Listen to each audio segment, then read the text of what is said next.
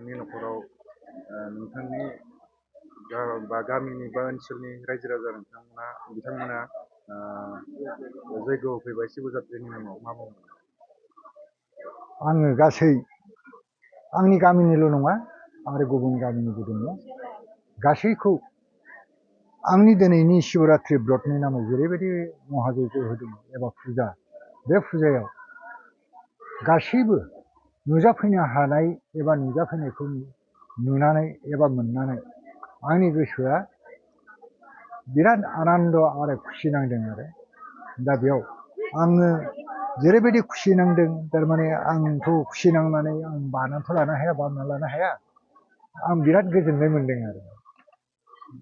आरो जाहाथे आङो आंनि जिउ जोबजासेयाव आं जाहाथे आरो इयुनावबो आं बेबायदि आरो खुंलांनो हायो, आं बेखौनो गासै बयनिसिमबो मोजां गाज्रि हामलायनायखौ बावहरनानै आंनि बिबुंथिखौ गोबां सिबियारिफोरखौ नुनो मोनदों। बेवहाय जुदि सिबिफैयोबा माबाफोर फिथाइ मोनो नामा? फिथाइया बे गावबा गावनिसो बाथ्रा। गावबा गावनि माने आं बुंहरनाय लेखायै बेयो फोथायनोबो हानो नांगोन, मानिनोबो हानो नांगोन, फोथायनानैबो खामानिखौ मावनो नांगोन, होमब्लासो बियो मोननांगौ फिथाइखौ मोननो हागोन। आङो बिदि थारमाने धोरोम खुलुमनांगोन, आंनि धोरोम लानांगोन, आं बे बाथ्राखौ बुङा। माथ्र माबा मोनसे देब देबिफोरनि बेथा दङब्ला बेफोरखौ मानिनायजों लोगोसे आरो जेरैबायदिसिमाव आं ना बेदरखौ दाजा होनना बुङो, बे दिनसिमाव जायाल'से आङो गाज्रिखौ सुस्रांनानै हरनायनि उनाव आङो जिखुनु बेमारानो जा बे बेमारनि होयो आं मोनदांनाय मथे आं खिथाहरगोन। खिथानाय मथे बे खिथानायजों लोगोसे ना बेदर जानो नाङा होनबा जानोबो नाङा, आरो मेडिकेलजों लोगोसे नोंसोर जगाजग खालामो होनोबा मेडिकेलजों जगाजग खालामोबा गाव गावनो थारमाने बेमार आजारनिफ्राय रैखा मोननो हायो आरो। दिनैबो नै दहाय फुङाव माबानिफ्राय घग्राजुलिनिफ्राय सासे आंनाव फनजों खबर लाहरदोंमोन। बे बुंहरदों नोंनाव थांनानै जयग होनो लुबैदों, नोंनाव थांनानै धेमाजिनि ओरैबायदि सासे हिन्जावा नोंनाव थांनानै खनसे जयग होनायजों लोगोसे बिनि 30 खान गाहाम बिजि लानायानो हामाखै, नोंनाव खनसे थांनानै ना जयग होनायजों लोगोसेनो हामनानै फैबाय। दा बे खिथानायखाय आंबो दा थांनोनो सानदों ओरै होननानै दहाय फुङावल'सो बुंहरदों आंनि सिगाङाव।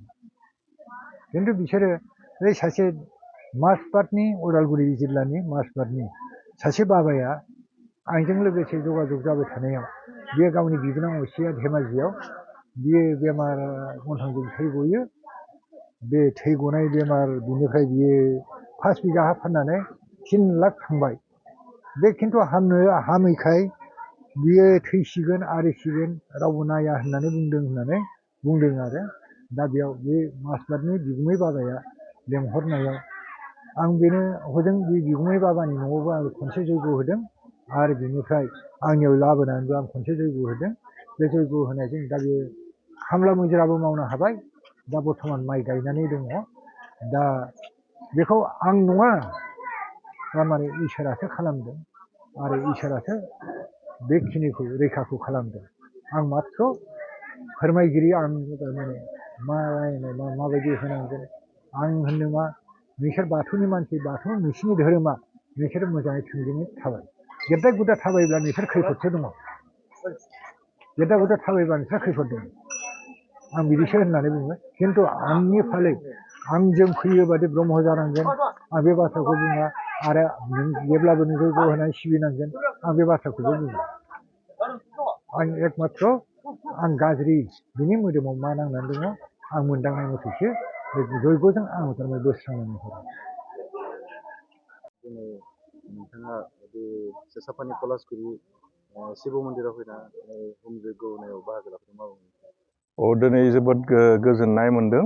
दिनै शिबरात्रिनि गोथार सानाव नैबे पलासगुरि गामिनि जाहा बाबा भैरब बसुमतारिनि न'खराव जि शिबरात्रिनि मुङै जयग होनाय बे हाबाफारियाव दान्दिसे जिरायफानो मोननानै गावखौनो जोबोद खाफाल गोनां मोन्दों।